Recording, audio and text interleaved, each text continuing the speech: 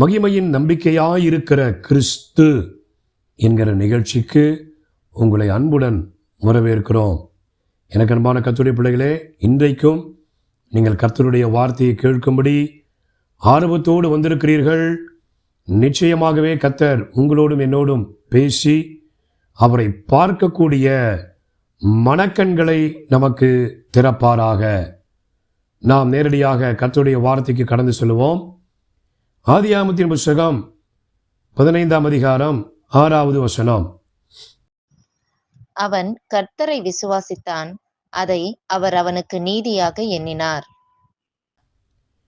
இங்கே சொல்லப்பட்டிருக்கிறது, அவன் கர்த்தரை விசுவாசித்தான், அதை அவர் அவனுக்கு நீதியாக எண்ணினார் என்று சொல்லி. எனக்கு அன்பான கர்த்தருடைய பிள்ளைகளே, சரிப்பா, நீ என்னை நம்பி வந்திருக்கிற, ஓகே, இதை நான் நீதியா, இது என்னுடைய நீதியா உனக்கு நான் என்ன செய்கிறேன், ரெக்கக்னைஸ் பண்ணுறேன் அப்படின்னு சொல்லி சாதாரணமாக அதை சிந்திக்கல அவரு. அது தெளிவாக ஜூயிஷ் பைபிளில், கம்ப்ளீட் ஜூயிஷ் பைபிளில் நம்ம தெளிவாக பார்க்குறோம். அங்கே என்ன சொல்லப்பட்டிருக்கிறது, தேவன் ஆபிரகாமை பாராட்டினாராம். அதுதான் இங்கே நம்ம கவனிக்க வேண்டிய ஒரு விஷயம். ஒவ்வொரு நாளும் நம்முடைய விசுவாசத்தை அவர் பாராட்டி கொண்டே இருக்கிறார். நம்முடைய நம்பிக்கையை அவர் பாராட்டி கொண்டே இருக்கிறார். எனக்கு அன்பான கர்த்தருடைய பிள்ளைகளே, ஆபிரகாம் கர்த்தரை விசுவாசித்தான். அவன் யாரை விசுவாசித்தான்? கர்த்தரை விசுவாசித்தான். கர்த்தர் என்றால் என்ன? இது ஒரு சாதாரண வார்த்தை கிடையாது. கர்த்தர் என்று சொல்லும் பொழுது என்றென்றைக்கும் இருக்கிறவர், ஒருவராலும் உண்டாக்கப்படாதவர், எல்லாவற்றையும் சிருஷ்டிக்கிறவர், ஒருவராலும் அழிக்க முடியாதவர், அப்படிப்பட்ட ஒரு தேவனாய் அவர் இருக்கிறார். எனக்கு அன்பான கர்த்தருடைய பிள்ளைகளே, இந்த தேவன் என்றென்றைக்கும் உள்ள சதா காலங்களிலும் நம்முடைய தேவன் என்று சொல்லி சங்கீதக்காரன் சொல்லுகிறார். அவர் நம்மை மரண பரியந்தமும் நடத்துவாராம். எனக்கு அன்பான கர்த்தருடைய பிள்ளைகளே, அப்படிப்பட்ட ஒரு தேவனை அவன் விசுவாசித்திருக்கிறான். என்னென்றைக்கும் ஜீவித்து கொண்டிருக்கிற, அண்ட சராசரங்களையும் சிருஷ்டித்த, உங்களையும் என்னையும் படைத்த தேவன் பேரிலே ஒரு ஆழமான விசுவாசத்தை அவன் வைத்திருக்கிறான். அப்படியானால் இந்த கர்த்தர் யார்? இதுதான் முதல் பார்க்கில் நம்ம பார்த்தோம். இந்த கர்த்தர் யார்? இந்த கேள்விக்கான பதில் நீங்கள் ஃபஸ்ட்டு ஆடியோவை நீங்கள் கேட்டிங்கன்னா உங்களுக்கு புரியும். அதனுடைய காரியங்களை நாங்கள் டிஸ்கிரிப்ஷனில் நாங்கள் போடுறோம். அந்த வீடியோவை பார்த்துட்டு இந்த வீடியோவை நீங்கள் கேட்கும்போது உங்களுக்கு இன்னும் சத்தியத்தை புரிந்து கொள்வதற்கு எளிமையாக இருக்கும். இந்த கர்த்தர் யார்? விசுவாசத்தை உண்டாக்குகிறவர் என்று சொல்லி நாம் பார்த்தோம். எனக்கு அன்பான கர்த்தருடைய பிள்ளைகளே, தேவன் ஆபிரகாமுக்கு தம்முடைய வார்த்தையினால் தம்மை வெளிப்படுத்தி அவனுக்குள்ளாக விசுவாசத்தை உண்டாக்கி இருக்கிறார். அவரே விசுவாசத்தை உண்டாக்கி அவரே பாராட்டுகிற தகப்பனாய் இருக்கிறார்னா, அவர் எவ்வளவு நல்ல ஒரு தகப்பனாய் அவர் இருக்கிறார் என்று யோசித்து பாருங்கள். எனக்கு அன்பான கர்த்தருடைய பிள்ளைகளே, விசுவாசத்தை அவர் தான் உண்டாக்குறாரு. அவன் கர்த்தரை விசுவாசிக்கிறான். இது நான் உண்டாக்குன விசுவாசம்டா, நான் மட்டும் விசுவாசத்தை உண்டாக்கலைனா இவன் என்னை நம்பியிருக்க மாட்டான் அப்படின்னு ஒரு சில்லித்தனமாக நடந்துக்கல. அவர் அவனுக்குள்ளாக வைத்திருக்கிற விசுவாசத்தை ரசித்து, இந்த விசுவாசத்தை அங்கீகரித்து அவரை சார்ந்திருக்கிற ஆபிரகாமை பாராட்டுகிறார். ஒரு இசை ஆசிரியர் தன்னுடைய மாணவனுக்கு இசை பயிற்சி கொடுத்தார். அவன் என்ன செய்தானா, இசையிலே தேறினவனாக அவன் காணப்பட்டான். ஒரு நாள் ஒரு நிகழ்ச்சி ஒன்றிலே அந்த மாணவன் பாடல்கள் மூலமாக அவனுடைய திறமையை அவன் வெளிப்படுத்தின அந்த சமயத்திலே அந்த இசை ஆசிரியருடைய கண்களிலிருந்து ஆனந்த கண்ணீர் வடிந்து கொண்டே இருந்தது. எல்லாரும் அவரை பார்க்குறாங்க. அப்புறம் நிகழ்ச்சி முடிந்தது. மாணவன் மேடையை விட்டு இறங்கி வந்தான். அவர் அந்த மாணவனை கட்டி அரவணைத்து முத்தமிட்டு, நான் உன்னை ஆசீர்வதிக்கிறேன், நான் உன்னை கொண்டாடுகிறேன் என்று சொன்னார். ஏன்னா அந்த மாணவனுக்குள்ளே இவருக்குள் இருக்கிறதான இசை ஞானத்தை விதைத்து அது ஒரு மரமாக வளர்ந்து கனி கொடுக்கிறத பார்க்கறதுல அந்த ஆசானுக்கு ஒரு சந்தோஷம். அப்படியானால் நமக்குள்ளாக விசுவாசத்தை உண்டாக்குகிற தேவன் எவ்வளவு மகிழ்ச்சி அடைகிற தேவனாய் இருக்கிறார் என்பதை சற்று யோசித்து பாருங்கள். அதை அவர் அவனுக்கு நீதியாக எண்ணினார் என்று சொன்னார். என்ன? ஆபிரகாம் கர்த்தரை விசுவாசித்தவுடனே தேவன் அந்த இசை ஆசிரியர் எப்படி அந்த மாணவனை கட்டி அணைத்து முத்தமிட்டு பாராட்டியிருப்பாரோ, அதே போல ஆபிரகாமை அன்பு தேவன் கட்டி அணைத்து முத்தமிட்டு அந்த விசுவாசத்திலே மகிழ்ந்து அவரை பாராட்டியிருப்பார். இதே கிரியைகளை தான் நமக்குள்ளாக ஆண்டவர் செய்து கொண்டிருக்கிறார்.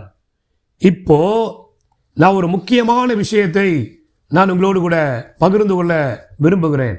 என்னன்னா, அதாவது ஆண்டவர் உண்டாக்குகிற விசுவாசம் எப்படிப்பட்டது?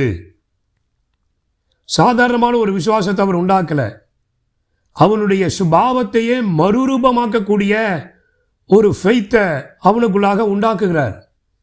இன்னைக்கு நிறைய நேரங்களில் இதெல்லாம் நம்புறதுக்கு எனக்கு விசுவாசமே இல்லை, இதெல்லாம் நடக்குமா? எனக்கு அன்பான கர்த்தருடைய பிள்ளைகள் அநேகர் அப்படி நினச்சிட்டு இருக்கிறாங்க. எனக்கு வேலை கிடைக்குமா? எனக்கு பிள்ளை பிறக்குமா? என் வீடு கட்டப்படுமா? என் குடும்பத்தில் அடிக்கடி வருகிற சண்டைகள் ஓய்ந்து விடுமா? எனக்கு விசுவாசம் இல்லை. விசுவாசம் இல்லை என்கிற பொய்யை நம்புறீங்க பாருங்க. அந்த விசுவாசம் தான் நம்முடைய வாழ்க்கையை தாறுமாறாக்கி கொண்டிருக்கிறது. ஆனால் ஏற்கனவே உனக்குள்ளாக கர்த்தர் என்ன செய்திருக்கிறார்? அந்த விசுவாசத்தை வைத்திருக்கிறார். அந்த விசுவாசத்தை பற்றி கொண்டு அவரை உன்னுடைய வாழ்க்கையிலே அங்கீகரிக்கும் போது நிச்சயமாகவே அந்த விசுவாசத்தை தேவன் பாராட்டி அந்த விசுவாசத்தை உனக்குள்ளாக அவர் செயல்பட செய்து உன்னை கட்டி அணைத்து முத்தமிடுகிற தேவனாக அவர் இருக்கிறார். எனக்கு அன்பான கர்த்தருடைய பிள்ளைகளே, ஆபிரகாமுக்குள்ளே தேவன் உண்டாக்கின விசுவாசம் எப்படிப்பட்டது? என்னோடு கூட அப்போஸ்தலனாகிய பவுல் ரோமருக்கு எழுதின நிருபம் 4ஆம் அதிகாரத்தை திருப்பிக் கொள்ளுங்கள். 17வது வசனத்திலிருந்து ஒவ்வொரு வார்த்தையா வாசித்து நான் விளக்கி இந்த செய்தியை நிறைவு செய்ய விரும்புகிறேன். சரிங்களா? இதில் நீங்கள் அழகா தெரிந்து கொண்டாலே போதும். சரிங்களா? நிறைய இருக்கு. யாக்கோபு 2ஆம் அதிகாரத்திலும் எபிரேயர் 11ஆம் அதிகாரத்திலும் ஆபிரகாமுக்குள்ளே கர்த்தர் வைத்திருக்கிற அந்த விசுவாசத்தினுடைய தன்மைகளை நாம் அறிந்து கொள்ள முடியும். ஆனால் நமக்கு நேரம் குறைவாக இருப்பதினால் இந்த வேத பகுதியில் இருந்து சில விஷயங்களை நான் உங்களோடு கூட பகிர்ந்து கொள்ள விரும்புகிறேன். 17வது வசனத்தை நான் வாசிக்கிறேன். அநேக ஜாதிகளுக்கு, ஆங்கிலத்தில் எப்படி போட்டிருக்கு? அநேக தேசங்களுக்கு உன்னை தகப்பனாக ஏற்படுத்தினேன் என்று எழுதியிருக்கிறபடி அவன் தான் விசுவாசித்தவருமாய் மரித்தோரை உயிர்ப்பித்து இல்லாதவைகளை இருக்கிறவைகளைப் போல அழைக்கிறவருமாயிருக்கிற தேவனுக்கு முன்பாக நம் எல்லாருக்கும் தகப்பனானான். தேவன் ஆபிரகாமுக்குள்ளே உண்டாக்கின விசுவாசம் எப்படிப்பட்ட விசுவாசம்? ஒரு தகப்பனுடைய விசுவாசம். இந்த விசுவாசத்திலே உயிர்த்தெழுதல் இருக்கிறது. இந்த விசுவாசத்திலே இல்லாதவைகளை இருக்கிறவைகளாக அழைக்கிற தேவனுடைய மகத்துவமான வல்லமை இருக்கிறது. இப்படிப்பட்ட எல்லா வல்லமையும் ஆபிரகாமுக்கும் அவன் சந்ததிக்கும் கிருபையாய் கொடுக்கப்படுகிறது. இது ஒரு சாதாரணமான விசுவாசம் இல்லை. இது உயிர்த்தெழுதலின் விசுவாசம். இது உன்னை தகப்பனாய் மாற்றுகிற விசுவாசம். எனக்கு அன்பான கர்த்தருடைய பிள்ளைகளே, நம்மை ஆட்கொண்ட பிதா அவர்தான், நம்மை உண்டாக்கின பிதா அவர்தான். தேவன் உனக்குள்ள உண்டாக்கி இருக்கிற விசுவாசத்தினாலே நீ அவரை அறிய அறிய அறிய அவரை போலவே நீ மாற்றப்படுகிறாய். எனக்கு அன்பான கர்த்தருடைய பிள்ளையே, ஆபிரகாமுக்குள்ளே கர்த்தர் வைத்த விசுவாசம் செல்வ சீமானாக உருவாக்கப்படுகிற விசுவாசம் அல்ல, ஒரு தேச தலைவனாக உருவாக்கப்படுகிற விசுவாசம் அல்ல. அவனுக்குள்ளாக பிதாவின் இருதயத்தை சிருஷ்டிக்கிறதான ஒரு விசுவாசத்தை கர்த்தர் வைத்திருக்கிறார். அது மாத்திரமல்ல, மரித்தோரை உயிர்ப்பிக்கிற தேவனுடைய விசுவாசம். எனக்கு அன்பானவர்களே, இதுதான் ஆச்சரியமான ஒரு காரியம். அதாவது இங்கே சொல்லப்பட்டிருக்கிறது, அவன் தான் விசுவாசித்தவருமாய் மரித்தோரை உயிர்ப்பித்து இல்லாதவைகளை இருக்கிறவைகளைப் போல அழைக்கிறவருமாய் இருக்கிற தேவனுக்கு முன்பாக நம் எல்லாருக்கும் தகப்பனானான். தகப்பனுடைய இருதயம் என்ன? ரிசரக்ஷன், மரித்தோரை உயிரோடு எழுப்புகிறது. நானே உயிர்த்தெழுதலும் ஜீவனுமாயிருக்கிறேன் என்று சொல்லி ஆண்டவர் சொல்லி இருக்கிறாரே, அது எவ்வளவு பெரிய சத்தியம்! அது சாதாரணமான ஒரு விசுவாசம் கிடையாது. எனக்கு அன்பான கர்த்தருடைய பிள்ளைகளே, இந்த விசுவாசம் உன்னை தகப்பனாய் மாற்றும். ஒருவேளை உங்கள் பிள்ளைகள் பார்த்து நீலாம் ஒரு அப்பாவாயா என்று கேட்டிருக்கலாம். சில குறைவுகள், சில சூழ்நிலைகள் உங்கள் பிள்ளைகளை வழிகளுக்குள்ளாய் வேதனைக்குள்ளாய் உண்டாக்கி அப்படி கேட்க வைத்திருக்கலாம். எனக்கு அன்பானவர்களே, அதை குற்றமாக எண்ணாதிருங்கள். பெத்த மகனே, பெத்த மகளே பார்த்து நீலா ஒரு அப்பாவா, நீலா ஒரு அம்மாவா என்று சொல்றாலே கலங்காதீங்க. இந்த சூழ்நிலையில் ஆபிரகாமை போல தேவனை விசுவாசியுங்கள். தேவன் உங்களுக்குள்ளாக வைத்திருக்கிற விசுவாசம் உங்களுக்குள்ளாக கிரியை செய்வதற்கு விட்டு கொடுங்கள்.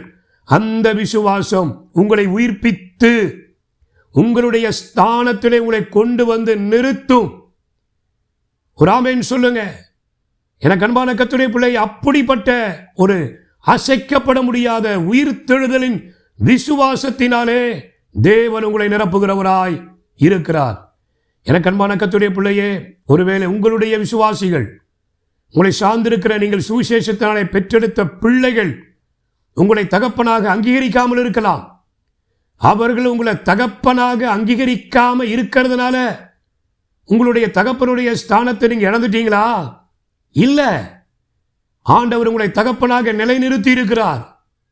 எனக்கு அன்பான கர்த்தருடைய பிள்ளைகளே, அந்த தகப்பனுடைய அனாயிட்டிங், அந்த தகப்பனுடைய அபிஷேகம் உங்களுக்குள்ளாக செயல்படுவதற்கு தேவை என்ன? அதனுடைய திறவுகோல் என்ன? கர்த்தர் உங்களுக்குள்ளே உண்டாக்கி இருக்கிற விசுவாசம். இந்த விசுவாசத்திற்கு நீங்க உங்களை விட்டு கொடுத்தா போதும். இந்த விசுவாசத்தை ஆண்டவர் பாராட்டி பாராட்டி உங்களை அவர் அரவணைக்கிறதுக்கு நீங்க விட்டு கொடுத்தா போதும். அந்த விசுவாசம், தேவனுடைய அரவணைப்பு உங்களை தகப்பனாக நிலைநிறுத்தும் என்பதிலே சந்தேகமில்லை. 18வது வசனத்தில், உன் சந்ததி இவ்வளவா இருக்கும் என்று சொல்லப்பட்டபடியே தான் அநேக ஜாதிகளுக்கு தகப்பனாவதை நம்புகிறதற்கு ஏதுவில்லாதிருந்தும் அதை நம்பிக்கையோடே விசுவாசித்தான். தேவன் உண்டாக்கின விசுவாசம் எப்படிப்பட்டது? வாய்ப்பே இல்லைங்க. ஆண்டவர் பேசுறது ஒன்றா இருக்கு, நான் கடந்து போகிற சூழ்நிலை ஒன்றா இருக்கு. நம்புவதற்கு ஏதுவில்லை, நம்புவதற்கான ஆப்ஷனே கிடையாது. அப்படிங்கிற ஒரு நிலைக்கு நீங்கள் தள்ளப்பட்டிருக்கீங்களா?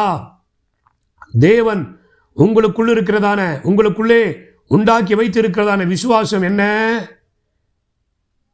நீங்க நம்பிக்கை இல்லாம ஆண்டவர்கிட்ட வாங்க, இது என்னால நம்ப முடியலன்னு சொல்லுங்க. அப்படி சொல்லி உங்களை ஒப்பு கொடுங்க. அவரே உங்களை என்ன செய்வாரு?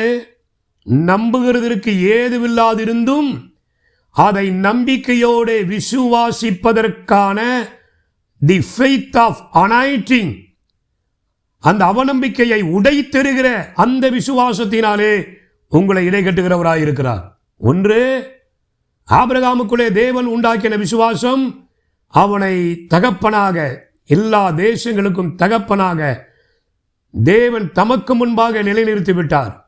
இரண்டாவது, அந்த விசுவாசம் அவன் நம்பிக்கையை உடைத்து போடுகிற அவநம்பிக்கைக்கு இருக்கிற வல்லமையை காட்டிலும் உயிர்த்தெழுதலின் வல்லமையினாலே நிறைந்து உடைத்தெறிகிற விசுவாசமாக அது காணப்படுகிறது. எனக்கு அன்பான கர்த்தருடைய பிள்ளைகளே, டாக்டர் உங்களை பார்த்து சொல்லியிருக்கலாம், நீங்கள் கடைசி வரைக்கும் மருந்து மாத்திரை எடுத்து தான் ஆகணும், ஆப்ரேஷன் பண்ணி தான் ஆகணும், வாய்ப்பே இல்லை, சில மாதங்கள் தான் நீங்கள் உயிரோடு வாழுவீங்க அப்படிலாம் சொல்லியிருக்கலாம். வேணா நாங்கள் ட்ரை பண்ணி பார்க்குறோம், நாளைக்கு உயிருக்கு ஏதாவது ஆபத்து வந்தால் நாங்கள் பொறுப்பு கிடையாது, இந்த டாக்குமெண்ட்டில் சைன் போடுங்கன்னு கூட சொல்லியிருக்கலாம். எனக்கு அன்பான கர்த்தருடைய பிள்ளைகளே, இது எல்லாமே சாத்தானுடைய பொய்யான கலைகள். நம்ப முடியலையா? நம்புவதற்கு பலன் இல்லையா? ஆண்டவரே, எனக்குள் இருக்கிறதான விசுவாசத்தை நீங்கள் செயல்படுத்துவதற்கு நான் ரெடிப்பான்னு சொல்லுங்க, அவர் செயல்படுத்துவார்.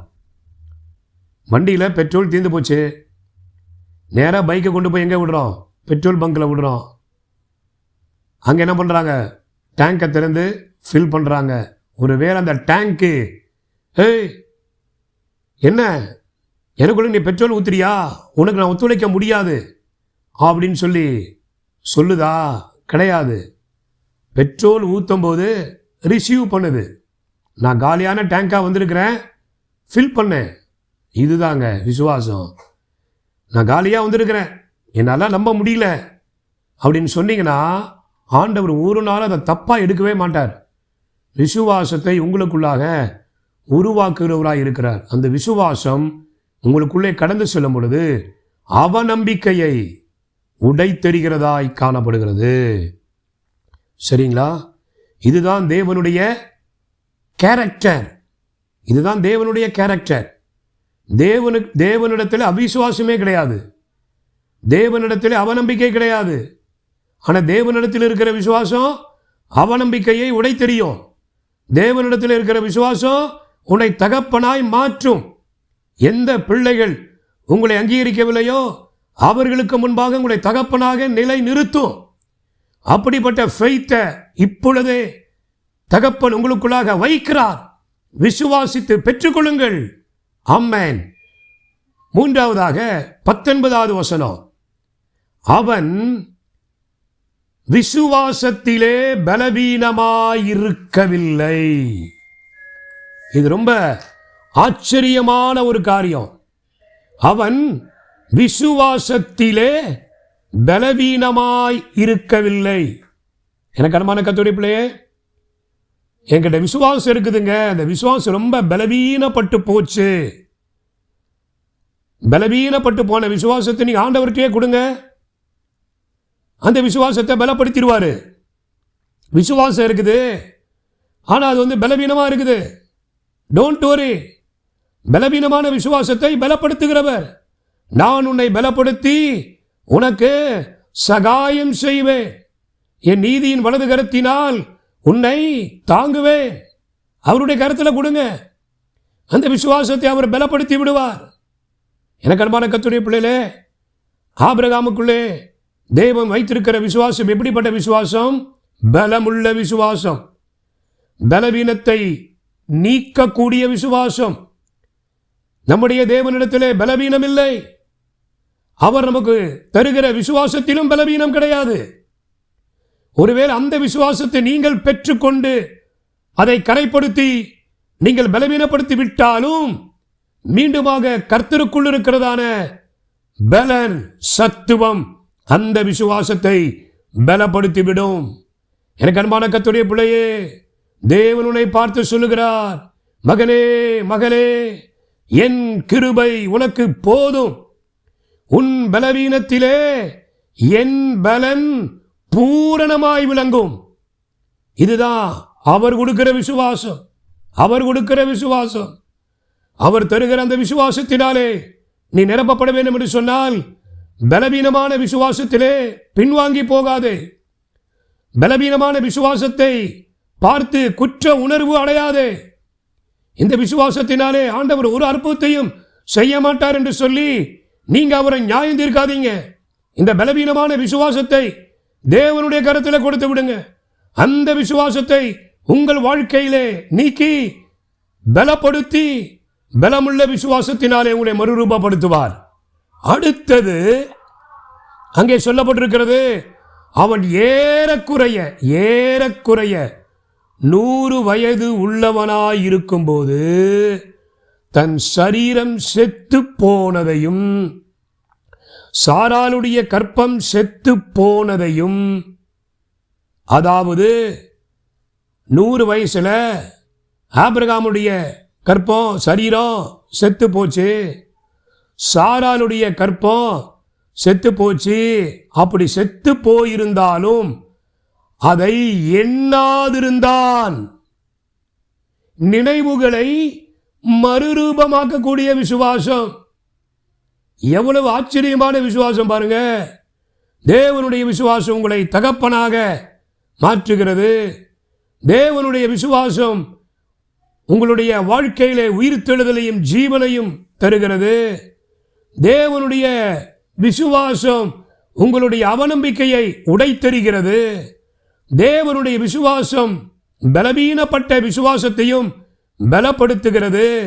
மாத்திரமல்ல, தேவன் உங்களுக்குள்ளே உண்டாக்குகிற விசுவாசம் உங்களுடைய மனதை புதிதாக்குகிறது, உங்களுடைய எண்ணங்களை புதிதாக்குகிறது.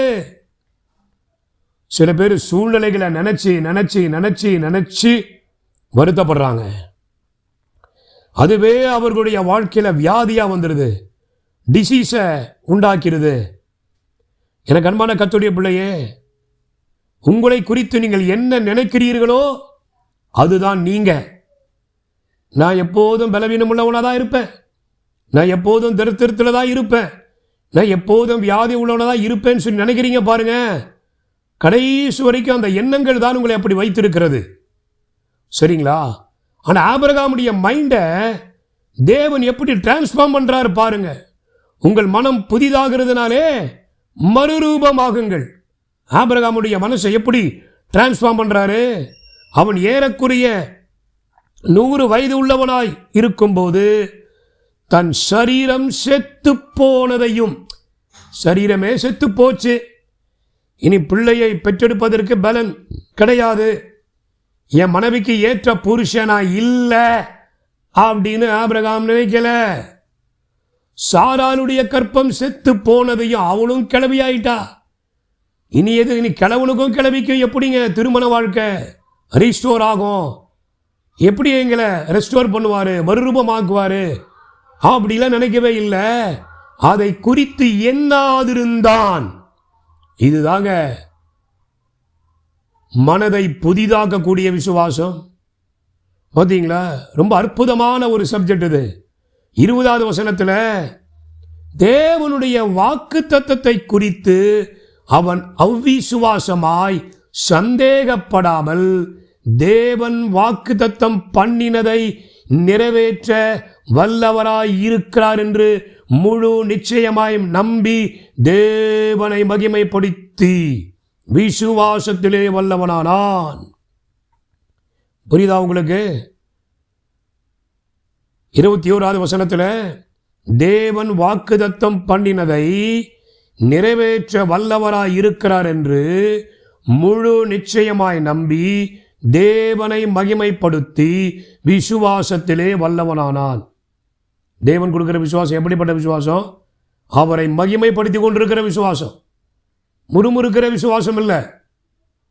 சில பேர் தேவனிடத்தில் விசுவாசமாக இருக்கிறாங்க. அந்த விசுவாசம் எப்படிப்பட்ட விசுவாசம்? முறுமுறுக்கிற விசுவாசம். முறுமுறுத்து எல்லாவற்றையும் பெற்றுக்கொள்வாங்க. இஸ்ராயேல் மக்கள் அவர்கள் தேவனை விசுவாசித்து தான் எகிப்தை விட்டு வெளியே வந்தாங்க. பட் அந்த விசுவாசம் எப்படிப்பட்ட விசுவாசமா இருந்துச்சு? முறுமுறுக்கிற விசுவாசம். சாப்பாடு இல்லை, முறுமுறுப்பாங்க. மன்னா வந்துடும், காடை வந்துடும், இந்த மன்னா வெறுப்பா இருக்குன்னு முறுமுறுப்பாங்க. உடனே இறைச்சி வந்துடும். இந்த வனாந்தரத்தில் நீங்கள் சாகவா எங்களை அழைத்து கொண்டு வந்தீர் என்று சொல்லி முறுமுறுப்பாங்க. உடனே கண்மலையில் போய் நிற்க சொல்வார், அந்த கண்மலையை அடிக்க சொல்வார். அடித்த உடனே தண்ணி வந்துருச்சு. இதுதான், இது முறுமுறுக்கிற விசுவாசம். நான் சும்மா இருந்தாலும் கத்த தரமாட்டாருங்க. அவர் மேல கோபப்பட்டதாங்க எனக்கு எல்லாமே நடக்குது. ஆனா இது ரொம்ப டேஞ்சரான விசுவாசம். இது இஸ்ராயேல் மக்களுடைய முறுமுறுப்பே அவர்களை வனாந்திரத்தில் அழித்து போட்டது. புரியுதா உங்களுக்கு? அப்படி முறுமுறுத்து பிடிவாதம் பிடிச்சு எதையாகிலும் உன்னை அப்பா கிட்ட கேட்டு வாங்கணும்னு ஆசைப்பட்டீங்கன்னா அதை கைவிட்டுருங்க. நம்முடைய தேவன் ஜென்டில் லார்ட். அவர் மென்மையான தகப்பன், கொடூரமான தகப்பன் கிடையாது. பொல்லாதவர்களாகி நீங்களே உங்கள் பிள்ளைகளுக்கு நல்ல ஈவுகளை கொடுக்க அறிந்திருக்கும் பொழுது தம்மிடத்தில் வேண்டிக் கொள்கிறவர்களுக்கு உங்கள் பிதா, என்னுடைய பிதா, பரலோகத்தில் இருக்கிற உங்கள் பிதா, என்னுடைய பிதா நன்மையானவைகளை கொடுப்பது அதிக நிச்சயம் அல்லவா? அப்படிப்பட்ட ஒரு விசுவாசத்தை தான் தேவன் நமக்கு தராரு. புரியுதா உங்களுக்கு? நன்மையானவைகளை கொடுக்கிற பிதாவை விசுவாசிக்கக்கூடிய விசுவாசத்தினாலே தேவன் நம்மை நிரப்புகிறார். நீங்க அவர்கிட்ட கேட்டீங்கன்னா போதும், அவருக்கு தெரியப்படுத்தினீங்கன்னா போதும், எல்லாவற்றையும் அவர் செய்ய வல்லவராய் இருக்கிறார். ஆபிரகாம் சரீரம் செத்து போச்சு, சாராருடைய கற்பமும் செத்து போச்சு. அவரோ ஜாதிகளுக்கு உன்னை தகப்பனாக்குவேன்னு சொல்லி வாக்கு கொடுத்திருக்காரு. அப்போ செத்து போன கற்பத்துக்குள்ள ஜீவனை கொடுக்கிறது வாக்கு தத்தம். அப்ப செத்து போன சரீரத்தையும் செத்து போன கற்பத்தையும் நாம நினைக்காம வாக்கு தத்தத்தை தியானம் பண்ணுவோம், அவரை மகிமைப்படுத்துவோம் அப்படின்னு சொல்லி தேவனை விசுவாசித்தான். அவரை முழு நிச்சயமா நம்பினா. அப்படின்னு என்ன அர்த்தம்? அந்த விசுவாசத்தில் கொஞ்சம் கூட என்ன செய்யலாம மாறவே இல்லை. ஏன்னா தேவனுடைய விசுவாசம் மாறாத விசுவாசம், சேம் டைம் மாற்றத்தை உண்டாக்குகிற விசுவாசம், மறுரூபப்படுத்துகிற விசுவாசம். ஆகையினாலே விசுவாசத்திலே வல்லவனானான். பார்த்தீங்களா எங்க கொண்டு வந்து அந்த விசுவாசம் நிறுத்தி இருக்குன்னு பாருங்க. 22வது வசனத்தில் சொல்றாரு, ஆகையால் அது அவனுக்கு நீதியாக எண்ணப்பட்டது. ஆமென். புரியுதா உங்களுக்கு? ஆகையால் அது அவனுக்கு நீதியாக எண்ணப்பட்டது. கர்த்தர் அவனை பாராட்டினார். அவன் விசுவாசத்தை ரசித்து மகிழ்ந்து அவனை கட்டி அணைத்து கொண்டார். 23வது வசனத்திலே அது அவனுக்கு நீதியாக எண்ணப்பட்டது என்பது அவனுக்காக மாத்திரமல்ல, நமக்காகவும் எழுதப்பட்டிருக்கிறது. நம்முடைய கர்த்தராகிய இயேசுவை மரித்தோரிலிருந்து எழுப்பினவரை விசுவாசிக்கிற நமக்கும் அப்படியே எண்ணப்படும். சரிங்களா? அப்படியே எண்ணப்படும்னா என்ன? ஆபிரகாமை பாராட்டினவர் நம்மையும் பாராட்டுவார்.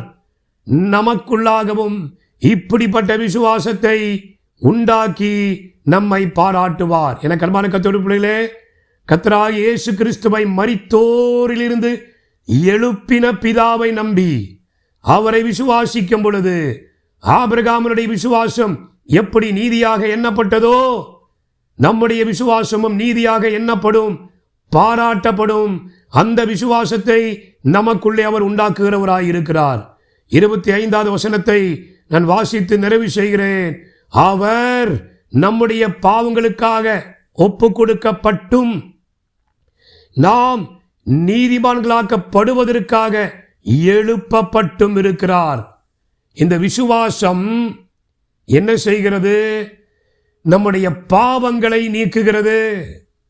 நம்முடைய பாவங்கள் நீக்கப்படும்படியாக கல்வாரி சிலுவையிலே இயேசு கிறிஸ்து ஒப்பு கொடுக்கப்பட்டார். நம்மால் அவர் சிலுவையிலே அறையப்பட்டார். சரிங்களா? மாத்திரமல்ல, அவர் சிலுவையிலே அறையப்பட்டது நிமித்தமாக அவருடைய சரீரம் பிற்கப்பட்டது, கிழிக்கப்பட்டது.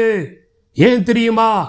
கிழிந்து போயிருக்கிற, பிக்கப்பட்டிருக்கிற, உடைக்கப்பட்டிருக்கிற நம்முடைய வாழ்க்கைக்குள்ளாக கடந்து வந்து நம்மை உயிர்ப்பித்து நம்மை அவருடைய நீதியை உடையவர்களாய் அவருடைய நீதியாக மாற்றுவதற்காக நமக்குள்ளாக கடந்து போய் நாம் அடைய வேண்டிய மரணத்தை அவர் அடைந்து அவர் நமக்காக எழுப்பப்பட்டிருக்கிறார். காரணம், நாம் அவருடைய நீதிமான்களாக, சரியாய் சொல்ல போனால் அவருடைய நீதியாக மாற்றப்படுவதற்காக அவர் எழுப்பப்பட்டிருக்கிறார். எனக்கு அன்பான கர்த்தருடைய பிள்ளைகளே, நம்மை பாராட்டுகிற தேவன் இப்படிப்பட்டதான விசுவாசத்தின் ஆவியினாலே நம்மை நிரப்பி, நம்முடைய பாவங்களிலிருந்து நம்மை விடுதலையாக்கி, நம்மை பரிசுத்தப்படுத்தி, அவரை போலவே இந்த உலகத்திலே நம்மை திகழும்படியாக, நம்ம நிலைநிறுத்தும்படியாக தேவன் நமக்குள்ளாக கிரியை செய்வதற்கு நம்மை நாமே ஒப்பு கொடுப்போம். சோமனுவோமா? சோமனுவோம். நிச்சயமாகவே இந்த சத்தியம் உங்களை விடுதலையாக்கும். இந்த சத்தியம் உங்களை விடுதலையாக்கும். அவர் மரித்தோரை உயிர்ப்பிக்கிறவர். மரித்து போயிருக்கிற விசுவாசத்தை உயிரடைய செய்கிறவர். இலக்கணமான கர்த்தருடைய பிள்ளைகளே, உங்களை அவர் தகப்பனாக, தாயாக நிலைநிறுத்துகிறார். உன்னுடைய அவநம்பிக்கையை உடைத்து விடுகிறார். பலவீனமான விசுவாசத்தை பலப்படுத்துகிறார். மாத்திரமல்ல, உன்னை எப்பொழுதும் அவரை மகிமைப்படுத்தி மகிமைப்படுத்தி மகிமைப்படுத்தி அந்த மகிமையிலே உன்னை வளரச் செய்து விசுவாசத்திலே வல்லவர்களாக உங்களை நிலைநிறுத்துகிறார். எனக்கு அன்பான கர்த்தருடைய பிள்ளைகளே, உங்களுடைய மனதை மறுரூபமாக்குகிறார். மனதை மறுரூபமாக்கக்கூடிய விசுவாசத்தினாலே உங்களை நிரப்புகிறார். இந்த விசுவாசத்திற்கு உங்களை ஒப்பு கொடுப்போம். கடைசியாக பாவங்கள் அழிக்கப்படுகிறது. தேவன் அருளுகிற விசுவாசம் தேவனைப் போலவே, தேவனாகவே உன்னை மாற்றி அவரை போல 100% பரிசுத்தத்திலே வளர்வதற்கு உன்னை நிலைநிறுத்துகிறது. செபிப்போம். நல்ல பிதாவே, எங்களுடைய வாழ்க்கையில் இப்படிப்பட்டதான விசுவாசத்தை உண்டாக்குறீரே, உமக்கு நன்றி அப்பா. கர்த்தராகிய இயேசு கிறிஸ்துவை மரித்தோரிலிருந்து உயிரோடு எழுப்பினவரை, பிதாவை நாங்கள் விசுவாசிக்கும் போது எங்களுக்கும் அவ்வாறே அவ்விதமாகவே எண்ணப்படும் என்று சொல்லப்பட்டிருக்கிறது. ஆபிரகாமை பாராட்டின ஆண்டவர் எங்களையும் பாராட்டி அணைத்துக் கொள்வீர் என்பதாய் சொல்லப்பட்டிருக்கிறது. நாங்கள் உம்மை விசுவாசிக்கத்தக்கதாக, உம்மாலே மறுரூபமாக்கப்படத்தக்கதாக, உம்முடைய விசுவாசத்தின் ஆவியினாலே நீர் எங்களை நிரப்புவதற்கு எங்களை அர்ப்பணிக்கிறோம். இயேசு கிறிஸ்துவின் நாமத்தில் வேண்டிக் கொள்கிறோம் நல்ல பிதாவே. ஆமென், ஆமென்.